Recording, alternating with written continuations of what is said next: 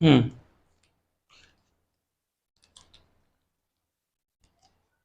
तो आज का हमारा जो टॉपिक है वो है थ्रस्ट एंड प्रेशर। हम इस लेक्चर में थ्रस्ट और प्रेशर के बारे में जानेंगे। क्या होता है थ्रस्ट एंड प्रेशर, समझते हैं। Thrust and pressure.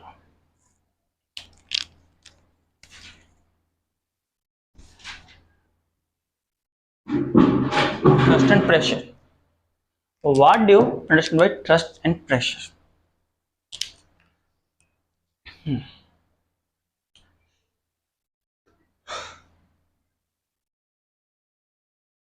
इसे समझने के लिए हमें पहले कुछ टर्म समझने पड़ेंगे।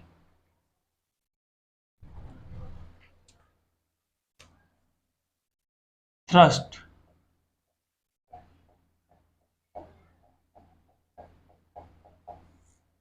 क्या होती है? थ्रस्ट थ्रस्ट को हम डिफाइन कर सकते हैं, perpendicular force acting on a body. Perpendicular force acting on a body is said to be thrust. Perpendicular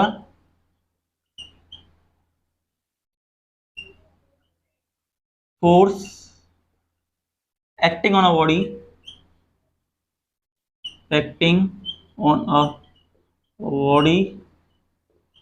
is called thrust.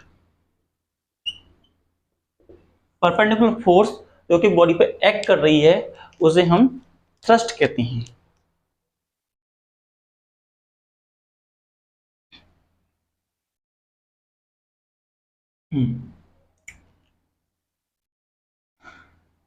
तो ऐसा यूनिट थ्रस्ट की, ऐसा यूनिट ऑफ थ्रस्ट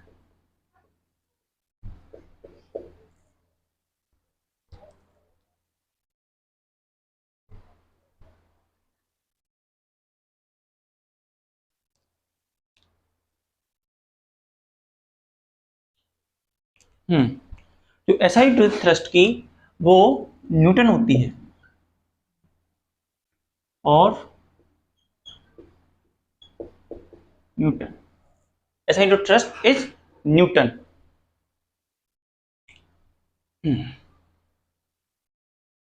थ्रस्ट एक वेक्टर क्वांटिटी होती है। थ्रस्ट फोर्स है तो vector quantity ही होगी, तो thrust is an vector quantity.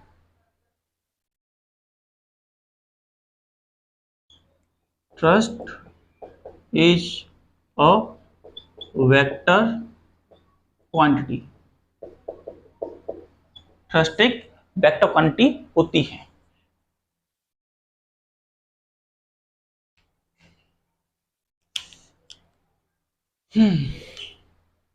Perpendicular force बोलने से क्या मतलब है? जब हम एक नाइफ से एप्पल को कट करते हैं तो उसे परपेंडिकुलर फोर्स लगाते हैं।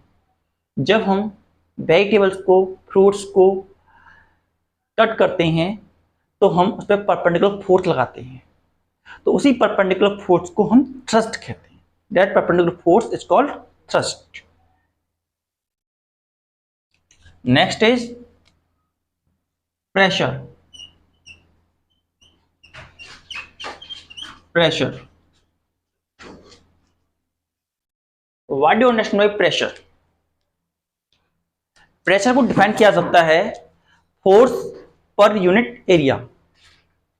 प्रेशर को डिफाइन किया सकता है फोर्स पर unit area, force acting per unit of an area. तो डिफाइन किया सकता है force acting per unit of area.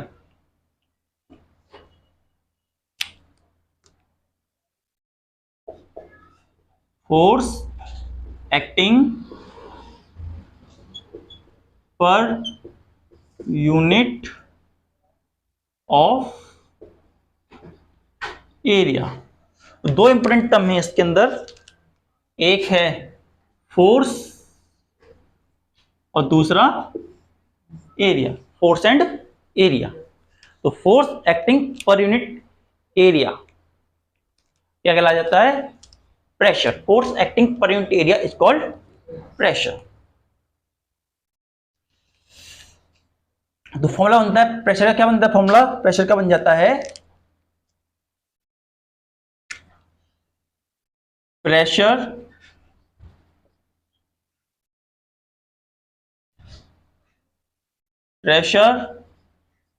Equal to force upon area.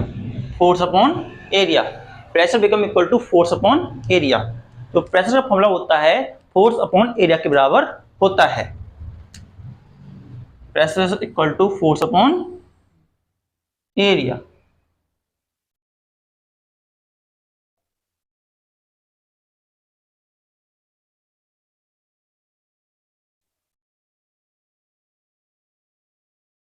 Pressure become equal to force upon area.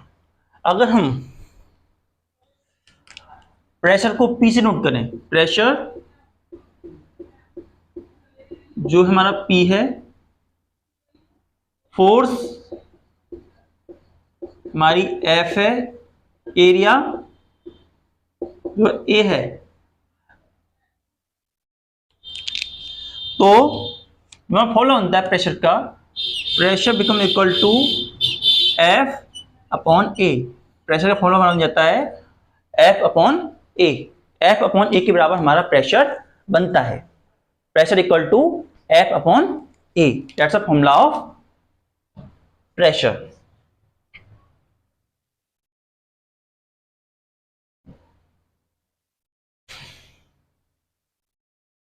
Now ऐसा unit क्या होती है? ऐसा यूनिट क्या होती है प्रेशर की?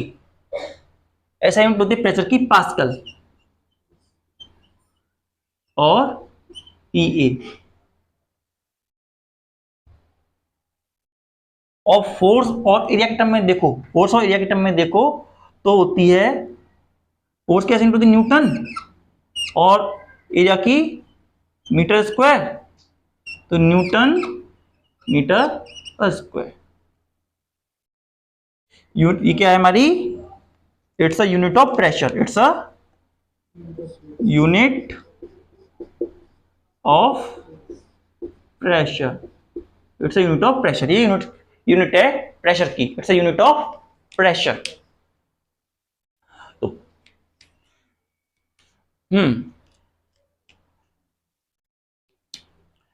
प्रेशर जो होता है परपेंडिकुलर फोर्स होता है। क्या होता है? Pressure is a perpendicular force acting on a body.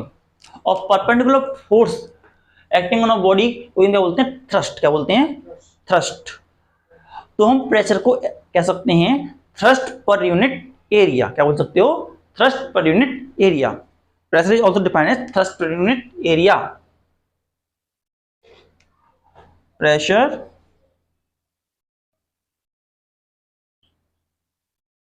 is also defined as thrust per unit area। Thrust per unit area के टर्म में भी हम इसे डिफाइन कर सकते हैं। That is pressure equal to thrust upon area. Thrust upon area. Pressure equal to thrust upon का area. ये हमारा फॉर्मूला होता है प्रेशर का।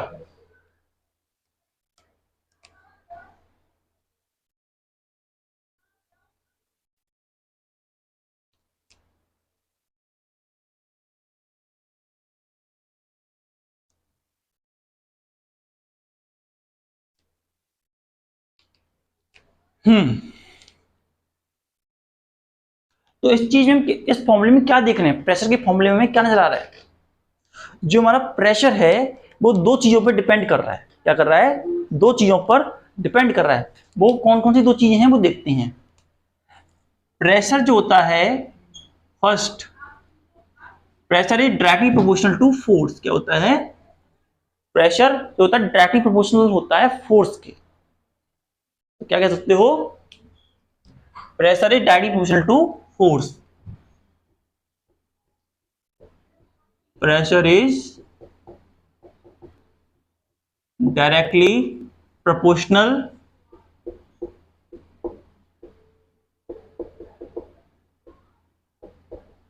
To the force. तो प्रेशर होता है वो फोर्स के डायरेक्टली प्रोपोर्शनल होता है। इसका मतलब क्या है, अगर हम ज्यादा फोर्स लगाएंगे तो प्रेशर भी ज्यादा होगा, अगर हम फोर्स ज्यादा लगाएंगे तो प्रेशर भी ज्यादा होगा। सपोज करो अगर हम 20 न्यूटन की फोर्स लगा रहे हैं और वहीं 2000 न्यूटन की फोर्स लगा रहे हैं, तो प्रेशर कौन सी कंडीशन में ज्यादा होगा, first condition, second condition? Obvious सी बात है सेकंड कंडीशन में। क्यों? क्योंकि वहां पे फोर्स ज्यादा लग रही है। तो फोर्स जो होती है प्रेशर के डायरेक्टली प्रोपोर्शनल होती है। तो force is directly proportional to pressure और pressure directly proportional to force. अगर फोर्स डबल हो जाए, क्या हो जाए, फोर्स अगर डबल होती है तो प्रेशर भी डबल हो जाएगा। उसी तरीके से अगर फोर्स आधी रह जाए तो प्रेशर भी आधा रह जाएगा। एक टर्म ये हुआ। नेक्स्ट,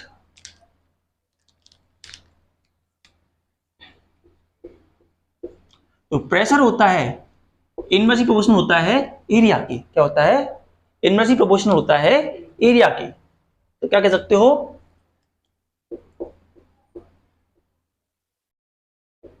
प्रेशर इज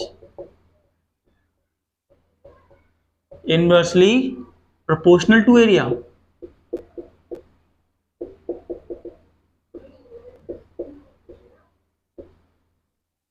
प्रेशर जो होता है एरिया के इनवर्सली प्रोपोर्शनल होता है।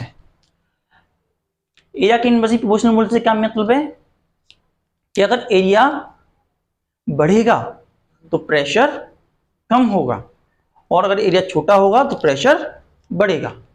इनवर्सली प्रोपोर्शनल मतलब यही होता है कि अगर कोई चीज, वो चीज बढ़ रही है तो दूसरी चीज घटेगी।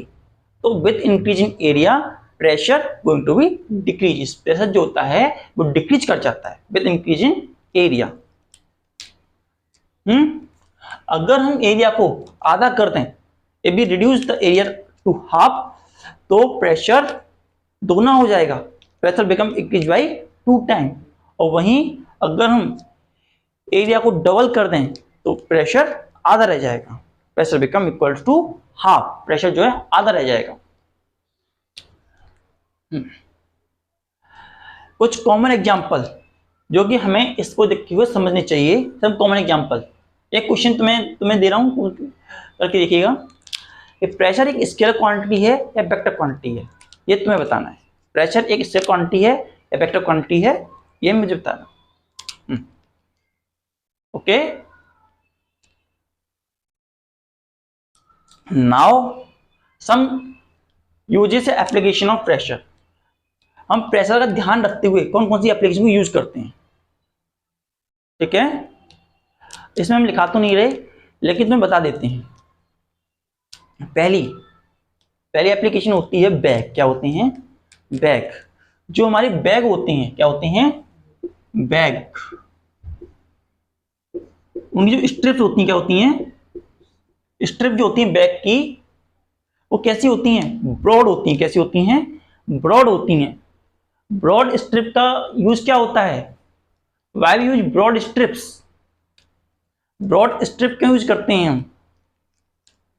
ब्रॉड स्ट्रिप यूज करने का कारण ये होता है कि ब्रॉड स्ट्रिप से एरिया बढ़ जाता है। क्या होता है? Area increases. Area increases. Area increase होने से क्या होता है? एरिया बढ़ेगा तो प्रेशर कम होगा, और प्रेशर कम होने की वजह से हम ज्यादा से ज्यादा बुक्स को अपने बैग में रख सकते हैं, और हमारे कंधों पे ज्यादा चोट दर्द भी नहीं होगा। ऐसे बैग जिनकी स्ट्रिप छोटी होती हैं, उनको हमारे इस एरिया में लाइन कर देते हैं, क्योंकि वो छोटे एरिया में ज्यादा प्रेशर लगा रहे हैं, और अगर एरिया छोटा होगा तो प्रेशर भी बढ़ेगा। पहला एग्जांपल रहता है बैग का, किसका? बैग का। सेकंड एग्जांपल जो होता है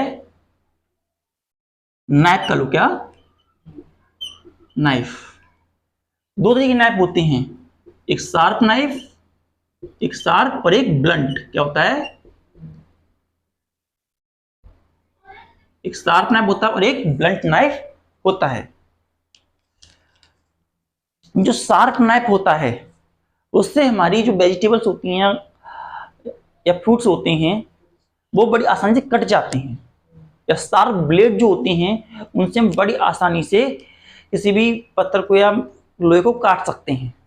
लेकिन वहीं जो ब्लंट नाइफ होता है उससे हम इतनी आसानी से कट नहीं कर सकते।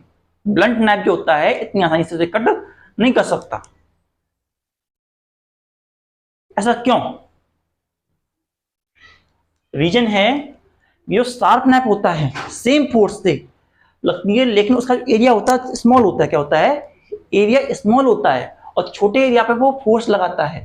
जब वो छोटे एरिया पे फोर्स लगाता है तो वो उसको अच्छे से काट पाता है, क्योंकि वो शार्प एजेस है। क्या है इसकी? ये शार्प है। जो नाइफ है उसकी एजेस कैसी हैं? शार्प हैं। और इस नाइफ की एजेस कैसी हैं? ये कैसा नाइफ है? शार्प। और ये कैसा है? ब्लंट। कैसा है? ब्लंट। और ब्लंट नाइफ में एरिया ज्यादा है और शार्प नाइफ में एरिया कम है। तो ब्लंट नाइफ जो होता है अच्छे से काट नहीं पाता, और वहीं शार्प नाइफ जो होता है बड़े अच्छे से काट देता है। Second, third. अब थर्ड देखते हैं, निडल। क्या होती है? Needle use to stitch clothes.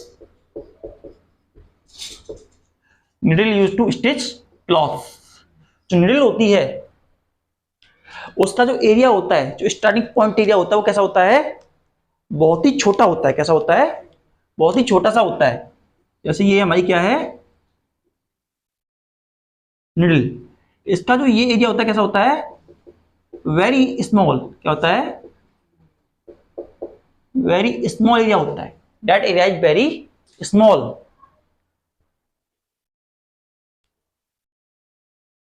और ये एरिया छोटा क्यों होता है?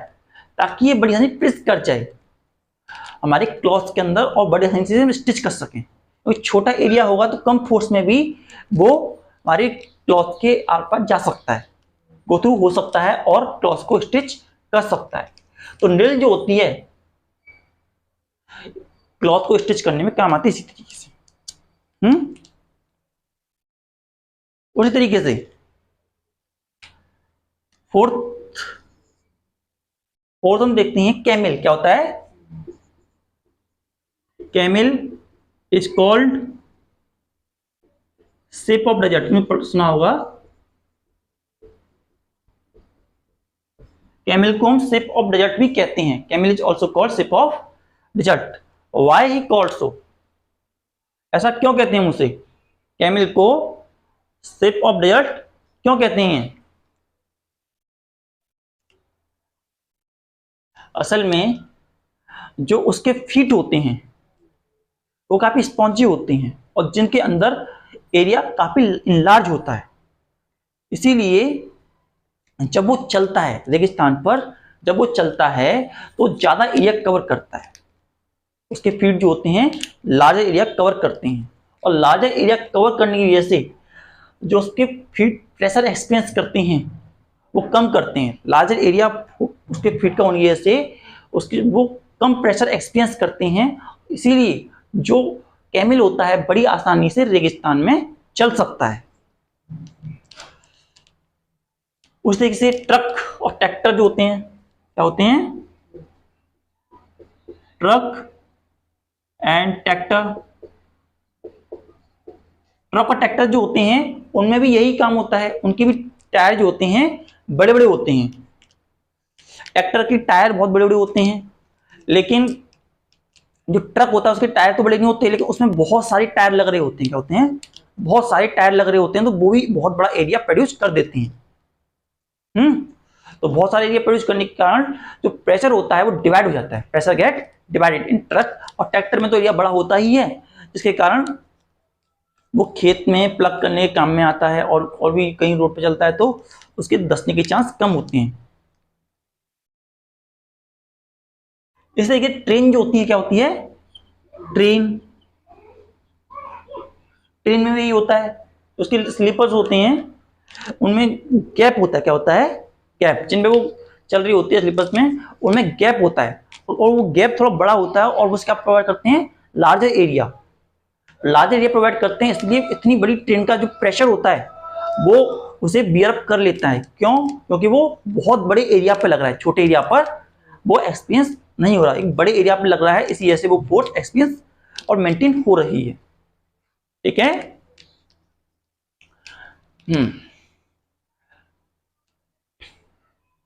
तो ये हमारे प्रेशर के एग्जांपल रहते हैं। तो हमने क्या क्या सीखा, एक बार रिवाइज कर लेते हैं प्रेशर के बारे में। तो हमने क्या क्या जाना प्रेशर और थ्रस्ट के बारे में?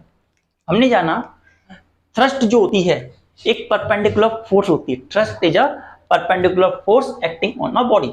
परपेंडिकुलर फोर्स जो एक्ट कर रही है बॉडी के ऊपर, उसे हम थ्रस्ट कहते हैं।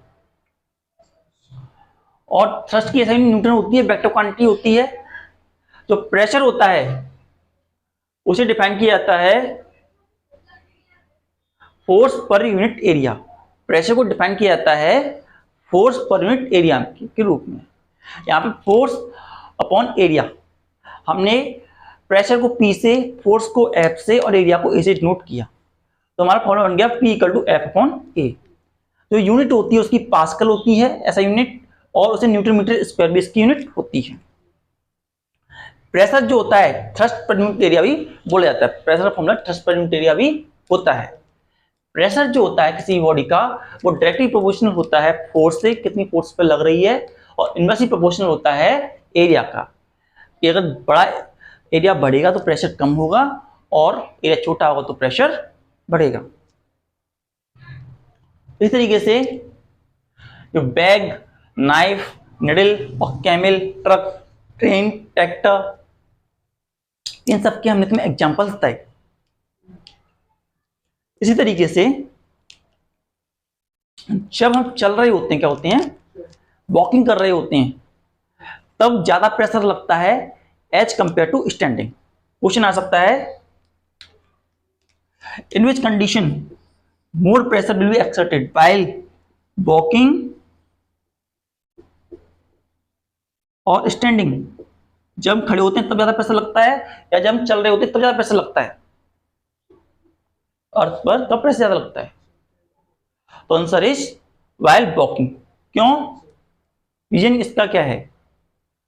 इसका रीजन है जब हम स्टैंड में खड़े हैं तो ऐसी कंडीशन में हम दो पैरों पे खड़े हैं। कितने पैरों पे खड़े हैं?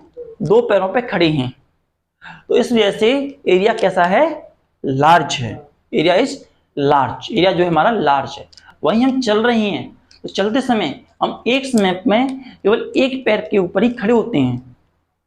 While walking, we are standing only one leg at one time. Therefore, pressure is higher on the ground. ठीक है? Note it down.